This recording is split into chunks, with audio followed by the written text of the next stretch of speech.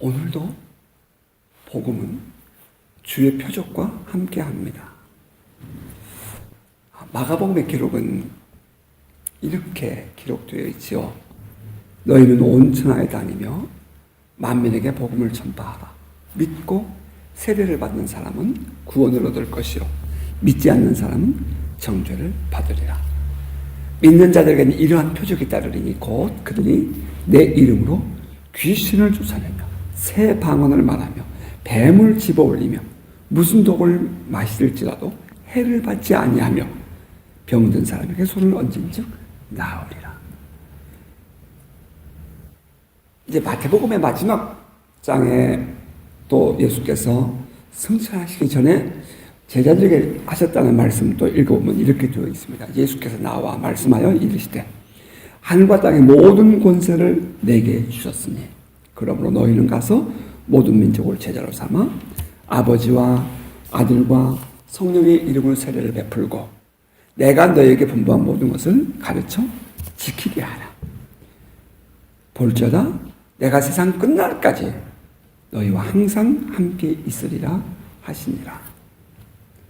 예수께서 제자들에게 마지막 주신 말씀을 우리는 지상 대명령 혹은 The Great Commission이라고 표현합니다. 온 천하에 다니며 복음을 전파하라. 그리고 이어서 주님 말씀하시기를 믿고 세례를 받는 사람은 구원을 얻을 것이요 믿지 않는 사람은 정죄를 받으리라. 누구든지 다 받아들이는 보편적이고 일반적인 아멘 되는 말씀입니다. 그런데 그 다음에 언제나 문제가 되죠. 제가 전주일날 어떤 분의 설교를 이제 유튜브로 보다가 이제 이 부분을 아주 조롱하는 듯이 그렇게 설교하는 내용을 보면서 참 아프다. 잘하는 분인데 참 아프다 하는 생각을 가졌습니다.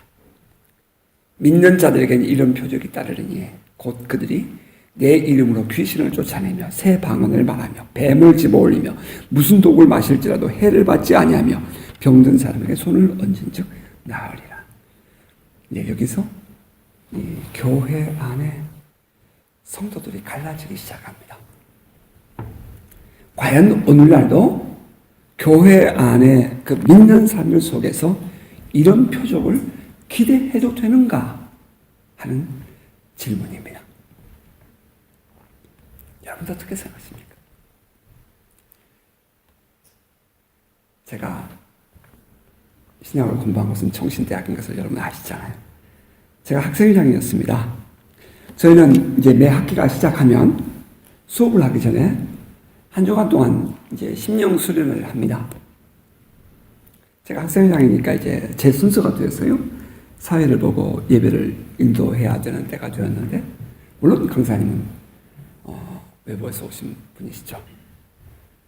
제가 찬송을 인도하면서 강단을 두드리면서 찬송을 인도했습니다. 여러분 통성 기도합시다. 그러면서 제가 마이크 잡고 통성으로 기도하면서 방언으로 통성 기도를 했어요. 그랬더니 집회를 마친 후에 이제 다 흩어지고 각 강의실 들어가고 저는 이제 사무실로 내려오는데 한 3명 정도 왔던 것 같아요.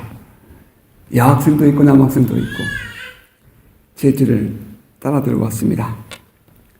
그리고 말하기를 이 학교가 어떤 학교인데 찬송을 그렇게 인도하고 통성기도를 그렇게 하느냐고 저한테 질문을 했습니다. 그래서 제가 딱 한마디로 이렇게 대답해 줬어요. 난 이 학교에 들어오기 전에 이미 이런 은혜를 받았기 때문에 내가 신학을 공부하게 됐습니다. 이와 같은 불과 같은 은혜를 내가 받지 못했으면 내가 이 학교에 들어올 이유가 없는 사람입니다. 나는 여전히 세상에서 살아갈 수 있었고 난 충분히 세상에서 살아갈 만한 능력이 있는 사람입니다. 그럴 수도 있잖아요. 연수대학 다녔으니까. 그거 포기하고 내 인생을 주님께 드리겠다고 올 수 있었던 데는 이와 같은 불을 받았기 때문에 내 인생이 바뀌었습니다. 나는 이 학교 오기 전에 20일 동안 산에 가서 금식 기도했고요. 난 새벽마다 2시간씩 학교 수업 오기 전에 기도하고 와요. 여러분도 그러나요? 자, 그래서요. 그랬더니 아무 말 하지 않더라고요.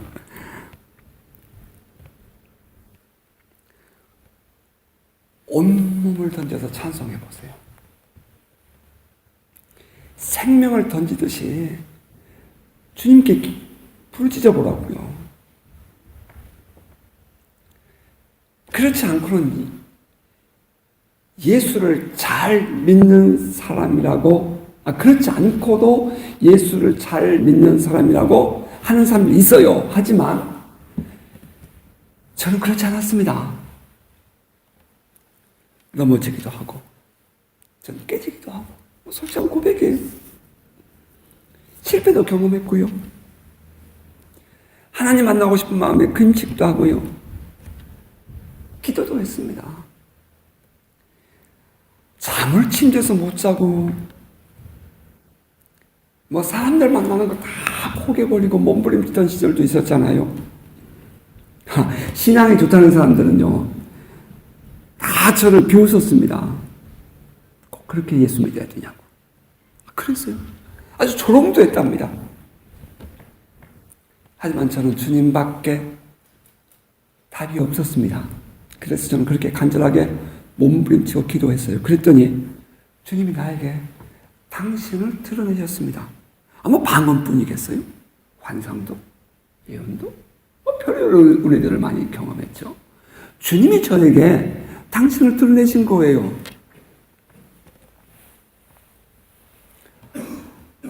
오래지 않은 간증이죠.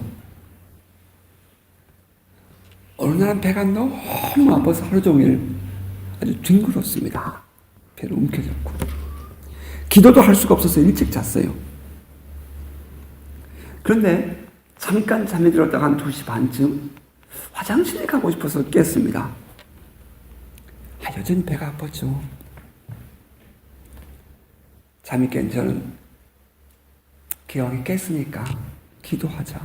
그리고는 거실 소파에 기대서 기도를 시작했습니다. 얼마만큼 기도했을까요? 한참 기도하고 있는데 갑자기 배에서 가스가 올라오면서 트림이 나왔습니다. 통증이 사라져버렸어요. 지금까지 제가 기도해왔을 때는 주여 믿습니다 하고 자면 다음날 깨끗해져야 되는데 그냥 기도하다가 통증이 없어져 버리는 것입니다. 제가 느끼는 거예요. 의식으로. 뭔가가 움직이고 있는 것을 느꼈습니다. 이는 마치 주님께서 나 지금 너와 함께 있어. 나 여기 있어. 그런 것을 알게 하시는 것 같았어요. 제 안에 영적인 것이 화들짝 깨어나죠. 어웨이크닝이 일어납니다. 지금까지 수없이 기도의 응답을 경험한 적이 있지만 이처럼 아주 구체적이고 또 실제적으로 기도 중에 경험한 것은 솔직히 처음이었습니다. 정말 심한 고통이었거든요. 여러분, 배를 움켜쥐고 뒹굴 정도였어요. 이제 그 몇 년 후에 또 한 번 그런 통증이 오죠. 저는 그것이 왜 그렇게 똑같은 통증인데 이유를 몰랐어요. 근데 알고 보니까 장이 붙은 거예요. 여러분, 장유착이 얼마나 아픈지 아시죠? 그 장유착 대단합니다. 우리 한참 집회할 때 밤에 이 통증이 와가지고 병원에 가서 수술했잖아요. 그 수술할, 그 장이 붙게 된 것은 바로 그 전에 3일간 금식했는데, 집회할 때에 금식했는데, 금식하고 장이 붙어버린 거예요, 실은. 그래가지고 수술을 했는데, 어떻든 간에 그때에는 그것이 왜 그렇게 아픈지도 모르고 그렇게 몸부림치며 기도하다가 주님을 경험한 것입니다. 지금 주님이 성령께서 하시는구나 하는 것을 제가 알았어요. 어떤 부정적인 사람들은 성령께서 치유하시는 것을 어떻게 알 수 있느냐 이렇게 말하고 싶겠죠. 하지만 저는 알았습니다. 그런 사명에 그렇게 질문하고 싶은 사람에게 이렇게 질문하고 싶어요. 다시. 당신의 부모님이 당신을 낳아준 부모님인 것 정말 확실하십니까? 그렇게 질문하고 싶어요. 당신을 낳아주신 부모님, 지금 살고 있는 부모님이 당신을 낳아주신 부모님인 걸 어떻게 알아요? 저 그렇게 질문하고 싶어요. 여러분들도 질문하고 싶어요. 똑같이. 근데 사실 이 질문이 얼마나 어리석은 질문이에요. 왜냐면 우리는 어렸을 때부터 늘 부모님과 함께 살아봤잖아요. 부모님이 내가 아파서 너 낳았다고 말했잖아요. 똑같은 원리로 지금 나를 치유하신 분은 성령님이라는 것을 나는 알아요. 왜? 어떻게 알죠? 나 그분과 함께 살잖아요. 나 그분과 함께 그분의 음성을 듣고 그분을 경험하면서 살고 있잖아요. 내가 그분께 지금 기도하고 있잖아요. 그래 그분이 나를 치유하시는 거예요. 난 그거 아는 거예요. 옆에서 야 그거 뭐 귀신 역사야 잘못된 거야 그 별별 소리 다 해도 아니요 나는 안다니까요. 내가 내 부모님이 확실하게 내 부모님인 것을 아는 것처럼 난 내가 지금 경험하고 있고 내가 지금 기도하고 있고 내가 지금 만나고 있는 그분이 내 아버지인 걸 나는 안다고요. 그것은 결코 부인할 수가 없어요. 우리 어린 아이들에게 야 너 다리 밑에서 주워 왔어. 그러면 아이들은 울어요. 아 진짜 아니야 엄마가 나 낳아줬어. 꼭 그런 것 같으죠. 결코 의심할 이유가 없습니다. 저는 그때 주님을 간절히 만나고 싶었고 주님은 내 기도에 응답하신 것입니다. 이것은 저의 개인적인 신앙 체험이에요. 신앙 체험은 언제나 매우 주관적이잖아요. 그런데 이것을 객관화해서 비판하고 정죄하는 사람들이 있다는 거예요. 참 가슴 아프죠. 얼마나 어리석은가 싶은 마음이 들 때가 있어요. 제가 군에서 젊은 날에 군대에 있을 때는 또 이런 일도 있었답니다. 함께 신회 활동을 하는 전우들은 거의 매일 철야 기도를 했고요. 새벽 기도를 같이 했습니다. 여러분 군에서 철야 기도하는 거 쉽지 않아요. 우리 때는 빠따 맞아가면서 하는 거예요. 밤에 이론 점검으로 와요. 밤에 위에서 사령부에서. 그래서 이런 점검 해보고 숫자가 안 맞으면 그 주번 사관 큰일 나는 거예요. 근데 밤마다 없어지는 거예요. 이 근태기는. 어디 가요? 교회가 있는 거거든요. 뭐 어느 날은 부르다가 바닥에서 엄청나게 빠다 맞기도 했죠. 피가 나도. 하지만 그래도 그것이 좋아서 철야기도 하고 새벽기도까지 하고 그러고 내려왔어요. 이 나팔 불면 뭐 불이 났게 그 자리에 서 있어야 되는 거니까. 네오반에서는 그러한 저의 신앙생활 때문에 매도 맞고 수모도 많이 겪었지만 주님께 나가서 기도하고 싶고 예배하고 싶은 제 마음 꺾지 못했습니다. 어느 날은 이 영적 공격을 받은 한 사병을 데려와서 우리 신회원들이 기도하는 사람들이 모여서 그 사병의 치유를 위한 기도를 했습니다. 처음이었어요. 저는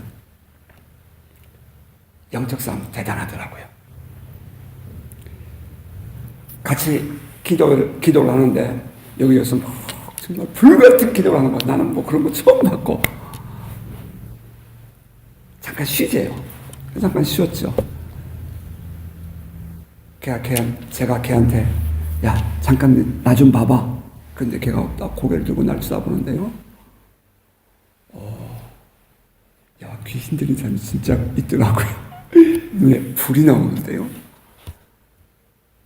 제가 완전히 순간적으로 압도당하는 거예요. 쳐다보는데 제가 거기에 딱 떨어지니까 바로 옆에 있던 우리 이 고참이 제 등을 딱 치면서 이 선생 뭐해? 그러더라고요. 그 귀신을 딱 우리 신우회가 회원이 압도하는 거예요. 그래서 이 선생 뭐해? 하면 딱 제가 정신 번쩍 들어. 그 순간에 제가 졌으면 이제 귀신이 저에게 오는 거예요.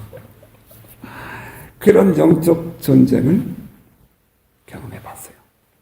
귀신이 없다고요? 네, 귀신이 있어요. 우리는 수없이 귀신이 받아가는 거 봤잖아요. 귀신이 있다고 말하는 사람이 이상하답니다.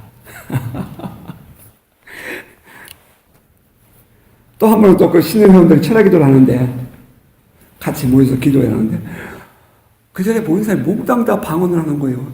그러니까 우리 군대 갔다 온 우리 군인 아저씨들 자기들 나이인데 나도 똑같은 여러분과 같은 나이인데 같이 있었던 그 친구들이 밤에 철야 기도를 하는데 모두가 다 방언을 기도하는 거예요.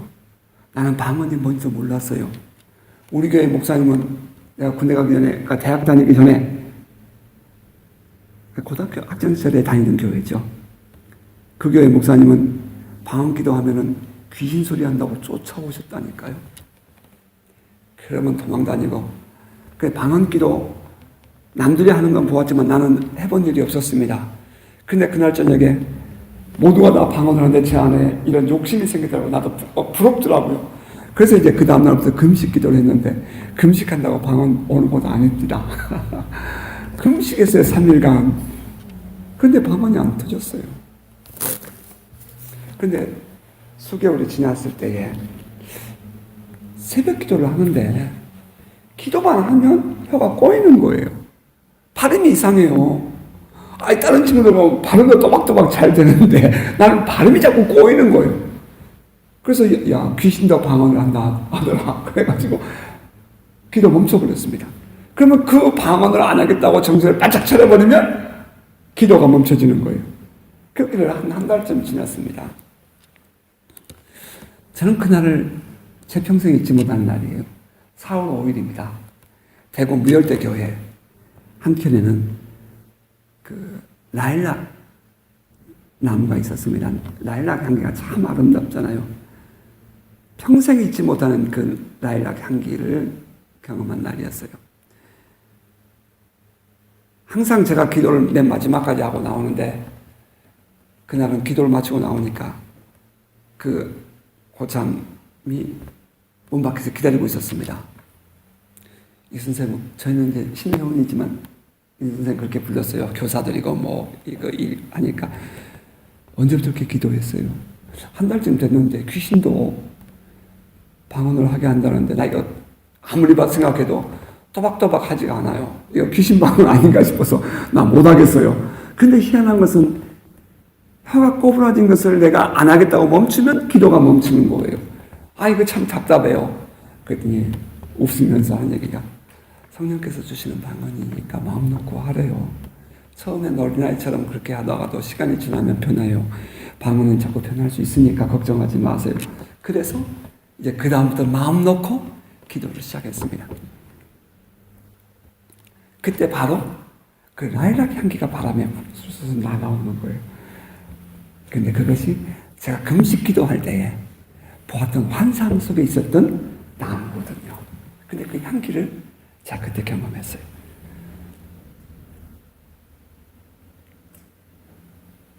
어저께는 설교를 준비해놓고 이제 인터넷에서 이렇게 좀 보다가 방언에 대해서 누가 올려놓은 글을 제가 잠깐 보았어요. 막 화가 나더라고요. 귀신 소리 하지 마라, 귀신 쉬운 소리 하지 마라, 막 그러면서 써놨어요. 오늘 아침에 딱 눈을 뜨고 이제 말씀 묵상을 계속 하는 거니까요. 앵무새가 생각이 나요. 어느 누가 이런 은혜에 대해서 은사에 대해서 부정적인 말을 하면 그 말을 앵무새처럼 따다가 계속해서 반복하고 글 올려놓고 하는 사람들이 많잖아요. 아니 많지 않아요. 몇 명 있잖아요. 그러면서 사람들 마음을 막 후배 파잖아요. 부정적인 생각으로 상처로. 아 앵무새 같다. 아 나도 설교를 할 때에 앵무새처럼 해서는 안 되지. 오늘 들려주신 하나님의 음성을 내가 듣고 그 메시지를 전해야지. 이제 그런 마음을 가져보았어요. 방은 없다. 아니요. 저는 있다고 확신해요. 저는 제가 그렇게 경험했기 때문에요. 제가 일부러 주님의 은사를 시험해 본 적은 없어요. 다만 주님을 믿고 신뢰하기 때문에 그 말씀대로 살았더니 은사가 나타나고 표적이 나타났습니다. 제가 추구하는 것은 복음을 전하는 것입니다. 예수를 믿지 않는 사람들, 예수 믿지 않고 지옥에 가는 사람들, 그 사람들을 구원하기 위해서 주의 말씀대로 복음을 전파하는 것입니다. 그런데 그러면 주는 함께 하시고 역사하셔서 표적으로 함께 하셨습니다. 그리고 그들도 예수를 믿게 되었습니다.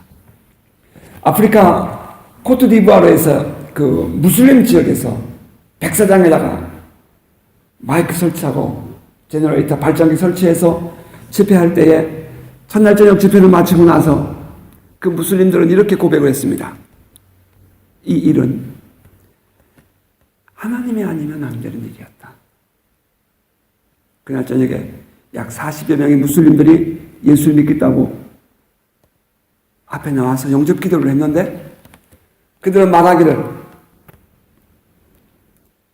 이 일은 하나님이 아니면 안 되는 일이었다. 그래서 그들은 예수 그리스도를 나의 구주로 영접했습니다. 오늘날 교회 안에서 표적과 기사는 끝이 나야 합니까? 지금도 복음을 전하는 최전방에서는 주께서 함께 하셔서 표적과 기사가 나타나는 일들이 얼마나 많습니까? 어떤 목사님 그러더라고요. 그런 일은 선교지에서나 일어나는 일이지 오늘날 교회 안에서는 일어나지 않아. 여러분 동의하실 수 있으세요? 이야기하면 난 동의 못해요. 엊그제는 저 중앙아시아의 키르기즈스탄에서 사역하는 우리 KWMA의 공동대표 최갈렙 선교사가 저에게 이렇게 카톡을 보내왔어요.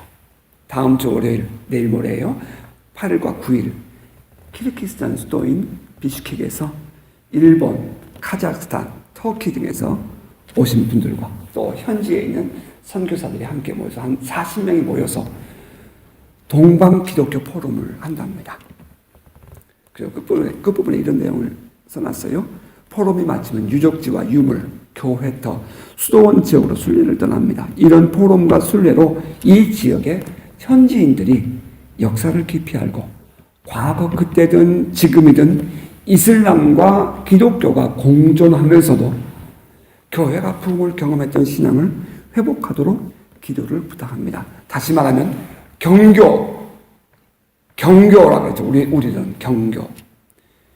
동방 기독교는 지금까지 우리가 믿고 있는 우리의 기독교는 서방 기독교입니다. 그래서 이 복음이 유럽을 통해서 미국으로 왔다가 돌아와서 이렇게 그래서 서진운동이라고 말합니다. 하지만 동방 기독교는 동쪽으로 시작을 합니다.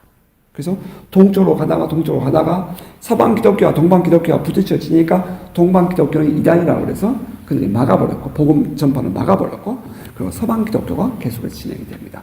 그 동방 기독교의 결과가 어떤 열매가 있냐면은 우리 한국의 신라의 통일 신라의 유물 가운데 마리아상이 나온다든지 십자가 이 십자가가 나오는 것입니다. 그게 경교의 영향입니다. 그 경교의 영향이 인도에도 가고 그 경교의 영향이 저 중앙아시아를 지나서 아시아, 중국과 한국, 일본에까지 가는 것입니다. 지금 그들이 그것을 연구하고 발표하는 포럼을 하는 거예요. 그러면서 말하기를 우리는 지금까지 흔히들 말하기를 이슬람은 동진을 했고 기독교는 서진을 했기 때문에 이렇게 부딪히고 있다. 이렇게 하는 그게 아니라 지금 이분들이 말하고 있는 것은 이슬람과 기독교가 함께 동진을 해왔던 그때를 이야기하면서 그때에도 기독교가 왕성하게 부흥했던 그때의 유적을 우리는 지금 찾고 싶습니다. 하는 이야기예요. 그러면서 말하기를 지금도 성령의 역사가 일어나서 이 동방 기독교의 부흥이 다시 일어나기를 원합니다. 이렇게 기도해 주세요 하는 카톡 내용이었습니다. 자, 이렇게 답변했어요. 그대로 읽어드릴게요. 제 경험으로는 주님은 이 사회에 어떠한 것도 영향을 받지 않고 당신의 뜻을 이루시고 또 하나님의 나라는 어떠한 종교에도 영향을 받지 않고 도도히 흐르는 것을 경험했습니다. 무슬림도 살아계신 성령을 경험하고 나니 예수를 영접했고, 불교인도 일본의 신도이즘에 빠져 있었던 신앙인도 성령을 통해서 예수 그리스도를 영접하는 것을 나는 수없이 경험했습니다. 문제는 우리의 편협됨이지 다른 환경에 있지 않음을 수없이 경험합니다. 주께서 이번 포럼과 순례를 통해서 한 건 더 나아가는 기회가 되게 하기를 축복합니다. 자, 이렇게 보냈어요. 여러분, 이 내용 여러분 이해가 되십니까? 성령의 역사는 어떤 사람들이 말하는 것처럼 신앙을 가진 사람에게만 나타나는 것도 아니라는 것입니다. 성령의 역사는 저 무슬림들에게도 나타나고 있고 불교인들도 나타납니다. 예수 안 믿는 사람에게도 성령은 역사하십니다. 제가 그 증인입니다. 오늘날 그 안에 성령을 가둬놓고 싶어 하는 많은 사람들의 이야기를 듣습니다. 아니요. 그 돌짝박 같은 그 마음에 우상에게 온 정신이 빠져있는 그들에게 성령은 지금도 역사하시고 그들로 하여금 예수 믿어 구원받는 길로 역사하십니다. 예수 믿지 않는 가정에서 태어나서 자라고 예수를 믿고 있도록 복음 전도자의 삶을 살게 된 것은 성령이 예수 믿는 사람에게 주신 그런 감동 아니었습니다. 직접 나타나셔서 바로 제 옆에 5m도 안 되는 거리에 있는 10살짜리 어린아이의 소아비 다리를 고쳐주시고 그 아이가 간증하는 모습을 보면서 저는 제 인생이 바뀌어버렸습니다. 그 자리에 한 20만 명이 모인 그 여의도 광장의 그 자리를 제가 수없이 부흥회를 하고 또 집회하면서 말해도 아무도 그 자리에 있었던 사람이 없었는데 불과 몇 개월 전에 그 자리에 함께 있었던 분을 제가 만났습니다. 저하고 신대원 같이 공부를 했는데 몰랐어요. 그분이 엑스포 74에 그때 그 사진을 전국에서 모여드는 그 사진을 올렸습니다. 공개방에. 그래서 제가 깜짝 놀라서 그때 이런 일이 있었는데 그 자리에 있었던 분 혹시 계십니까? 그랬더니 한 분이 나타났습니다. 자기도 그때 그날 밤에 거기 철야하고 있었답니다. 그런데 자기는 그때 생각하기를 저거 짜고 하는 간증이라고 생각했답니다. 어린아이가 올라와서 목발을 집어던지고 소아마비가 나았다고 다리가 정상인지했다고 그렇게 얘기하는데 자기는 멀리서 바라보고 그거 거짓말로 짜고 한 것이라고 생각을 했대요. 자기는 그 감동도 없었습니다. 그런데 나는 바로 내 옆에 5m도 안 되는 바로 옆에 거리에서 그 어린 아이가 소아마비 다리가 정상적인 다리가 되었습니다.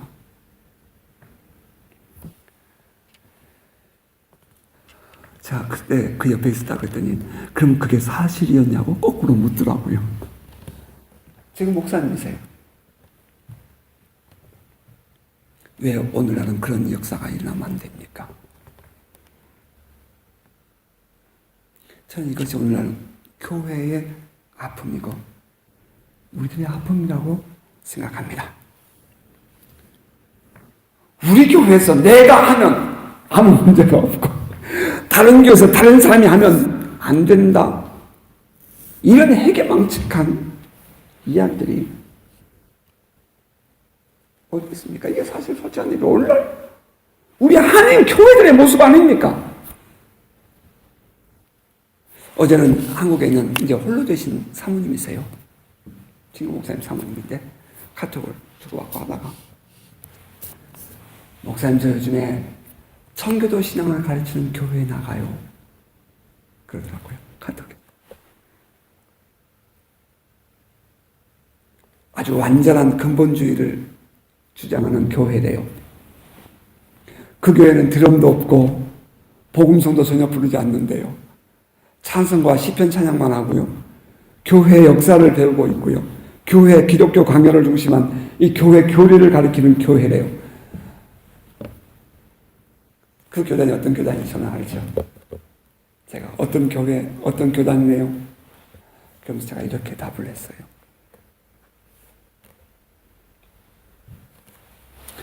사모님, 받아들이고 싶지 않겠지만 이것은 사실이에요. 신학은 흐릅니다. 흘러가요, 신학이. 제가 그 사실을 배우면서 충격을 받은 거 아닙니까? 저는 제가 배웠던 총신대학교의 조직신학과, 또 그 안에서 아주 꼴통 보수적인 그런 신학을 공부한 사람 아니겠어요? 근본주의.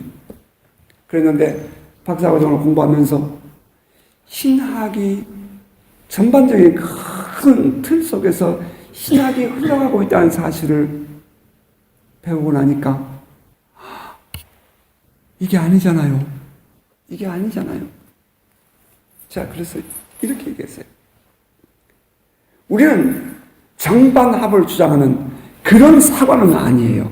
하지만 신학이 어떤 분이 이렇게 발표하면 그것을 다시 또 반론해서 이렇게 발표하고 그 또 다른 또 이 신학이 나오고 또 이 신학에 대해서 또 다른 반론이 나오면 또 이런 신학이 나오고 그러면서 지금까지 성경 신학으로 흘러옵니다. 신학의 큰 흐름이. 죄송하지만 그 교회 그 목사님 못 부리는 것이 보이네요. 내 눈엔 사기처럼 보여. 교회를 비즈니스 하는 것처럼 목회하는 것을 난 정말 받아들이기 힘들어요. 교인들 마음 빼앗아가는 행동 같아요. 난 솔직히 한국교회의 그런 모습이 마음이 아파요. 미안해요. 예수 이름 팔아서 사업하는 것처럼 보인단 말입니다. 교리가 어떻고 신학이 어떻고 성령이 어떻고 예배가 어떻고 말하는 사람들 보면 진짜 내 가슴이 아파요. 그냥 예배하세요. 그냥 복음 전하고 그냥 예수 복음에 올인해보세요. 성령과 함께 하면 되지. 성령이 어떻고 예배가 어떻고 이렇게 말할 필요가 있어요? 성령에 대해서 말한다는 것은 지금 그 사람이 성령 밖에 있다는 것을 의미해요. 예배에 대해서 말한다는 것은 예배 밖에 있어서 그를 보고 말하는 거예요. 아니요. 성령과 함께 살아가세요. 예배 안에 들어가세요. 예배자가 되세요. 그러면 그것이 모든 것이에요. 예배에 성공하지 못하면 열심히 공부하고 배우는 것 아무것도 아니에요. 나는 그게 성도들을 속이는 것처럼 보이는 거예요. 자, 그렇게 답을 줬어요. 여러분 어떻게 생각하세요?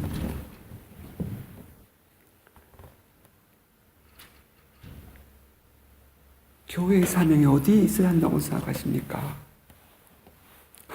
우리 한국의 부흥사도 그렇게 말하죠. 교회 가르칠 교. 그래서 교회는 가르치는 곳이라고. 그래서 많은 지식을 배우고 성경을 배우고 교리를 배우고 신학을 배우고 그래서 오늘 살아계신 하나님을 향한 예배가 없고 오늘 살아계신 하나님과의 만남과 사귐이 없다면 그거 다 인형이잖아요. 인형, 마네킹. 생명 없잖아요.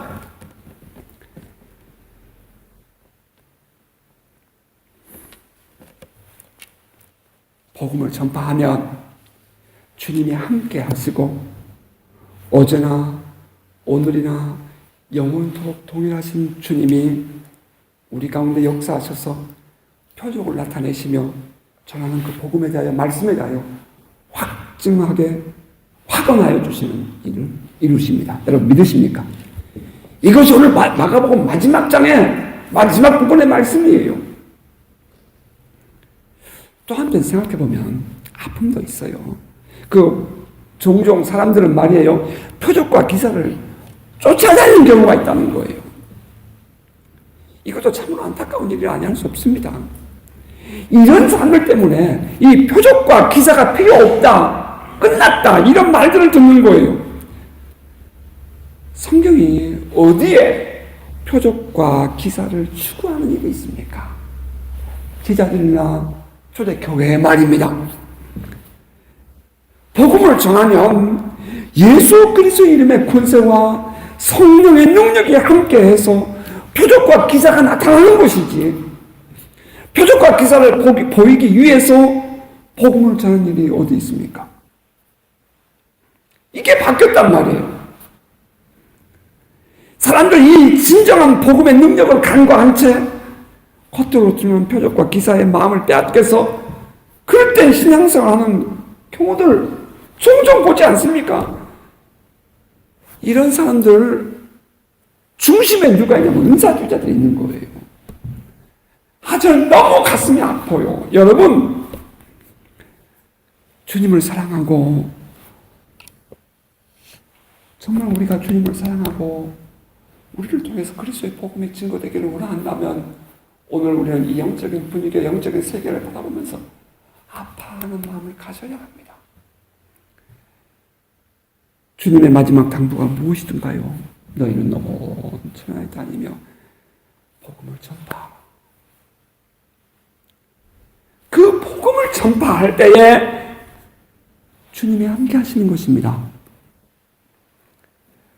제자들이 나가서 두루 전파할 때 주께서 함께 역사하사 그 따르는 표적으로 말씀을 확실히 증언하시니라.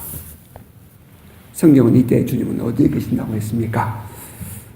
오늘 본문에 보면 그런 내용이 나와요. 성경은 제자들이 나가서 복음을 두루 다니며 복음을 전파할 때에 주께서 함께 하사 표적으로 그들에게 전하는 말을 확증했다, 그렇게 말했는데 그때 주님은 어디 계셨다고 해요? 바로 그 앞에 보면은 하늘로 올려지셔서 하나님 우편에 앉아 계셨다라고 말합니다. 주님은 이미 하나님 우편에 앉아 계십니다. 그러면 누가 이 복음을 전한 자들과 함께 하는 거죠? 성경은 이렇게 말했어요. 주께서 함께 역사하사. The Lord walked with them. 주님이 그들과 함께 했다. 그 주님이 누구시죠? 우리가 잘 아는 삼위일체. 그 중에 한 분이신 성령이십니다. 성령께서 우리와 함께 하셔서 역사하시는 것입니다. 우리가 전하는 복음의 능력이 있어서 이를 믿고 세례를 받는 자는 구원을 받습니다. 여러분 믿으십니까? 우리가 전하는 거예요. 여러분이 전하는 그 복음이에요. 우리가 전하는 그 복음의 능력이 있어요. 그래서 그들이 그 복음을 믿으면, 예수를 믿으면 구원을 받아요. 그러나 그 예수를 믿지 않으면 정죄받습니다. 오늘도 그 말씀은 진리예요. 오늘도 그 말씀은 유효합니다. 오늘 이 시간도 예수 그리스도를 믿는 자들은 구원을 받습니다. 그러나 믿지 않으면 정죄를 받습니다. 이것이 주님의 말씀이에요. 이때에 믿는 자에게는 이러한 표적이 따른다라고 말씀하십니다. 믿는 자에게는 이러한 표적이 따르니 곧 그들이 내 이름으로 귀신을 쫓아내며 새 방언을 말하며 뱀을 집어올리며 무슨 독을 마실 자도 해를 받지 아니하며 병든 사람의 손을 얹은 즉 나으리라. 여기서 묻고 싶은 것이 있습니다. 이런 표적이 나타나는 것이 문제입니까? 나타나지 않는 것이 문제입니까?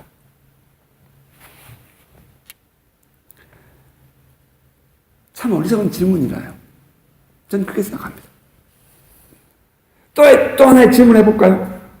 그러면 이러한 표적은 꼭 나타나야 합니까? 아니면 나타나지 않아도 됩니까? 제가 이런 질문이라 해서 말꼬리나 만드는, 이러한 질문을 하면서 말해요. 말꼬리나 만드는 그런 어리석은 시간 보내고 싶지 않습니다. 그런데 종종 이렇게 질문하는 사람들이 있다는 거예요. 말꼬리를 붙잡고 싶은 거예요. 참 마음 아프지 않습니까? 우리가 진정 보아야 하고 우리가 진정으로 추구해야 될 진정한 가치가 어디에 있어요? 그거 놔버리고 쓸데없이 후벼 파서 상처 입히고 앵무새처럼 말해요. 여러분, 우리의 신앙은 거기에 있지 않고 싶어요. 정말 우리는 그런 거 내려놓고 그냥 버리고 싶어요. 그냥 꾸겨가지고 쓰레기통에 버려버리고 싶어. 그런 시간은 너무 아까워요. 여러분, 주님은 지금도 살아계십니다. 지금도 우리가 복음 안에 살면 주님은 역사하십니다. 왜 주님은 우리에게 보여주시면 안 됩니까? 왜 주님은 우리를 치료하시면 안 됩니까? 왜 주님은 우리에게 놀라운 기적을 행하시면 안 됩니까? 왜 독을 맞췄는데 건강해지면 안 됩니까? 왜 안 되는 거예요? 그러면 안 되는 겁니까? 마지막 확실하게 짚은 것이 있습니다. 여러분, 표적이 진리입니까? 복음이 진리입니까? 성경 잘 보세요. 복음이 전파되는 곳에 주께서 함께 하셔서 표적으로 그 말씀을 증언하시니라 이렇게 했습니다. 그렇다면 복음의 진리이고 표적은 그 진리를 따라오는 것일 뿐입니다. 엉터리 같은 사람들은 말하기를 그 표적으로 증언되지 않기 때문에 그 정한 복음의 진리가 아니다. 이렇게 말하는 사람도 있어요. 누구냐고 물으면 제가 얘기할 만해요. 컴퓨터를 집어 던져버리고 싶었어요. 그 인간 그렇게 설교하는 거 보고. 아닙니다. 복음의 진리예요. 그리고 그 전파되는 복음을 확진하기 위해서 주께서 함께 하시고 표적을 주시는 것입니다. 표적이 없어도 복음 진리입니다. 아멘입니까?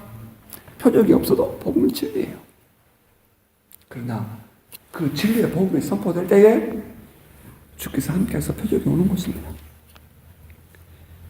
예수를 믿음으로 말미암아 구원을 받습니다. 이에서는 도하거나 도해서는 안 됩니다. 이 복음은 절대로 불변입니다. 자, 그렇다고 해서 표적이 끝났다거나 필요 없다는 말에 현혹되지 말기를 부탁드립니다. 주님은 지금도 살아계십니다. 아멘. 오늘도 복음이 전파되는 곳에서 주님은 함께 하시고 역사하십니다.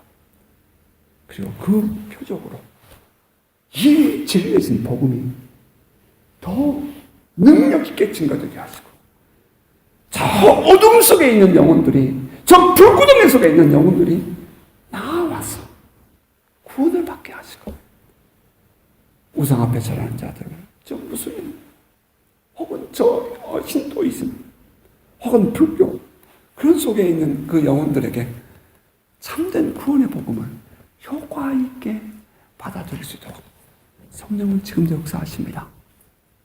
그러면 사랑하는 성도 여러분, 우리 안에 일어나고 있는 또 우리의 삶 속에서 드러나고 있는 그 하나님의 영광의 드러나심에 대해서 좀 더 당당하게 좀 더 자신감 있게 더 확신하고 더 깊이 주님과의 만남과 사귐의 깊이를 더해가는 저와 여러분 되시기를 주의 이름으로 축복합니다. 아멘.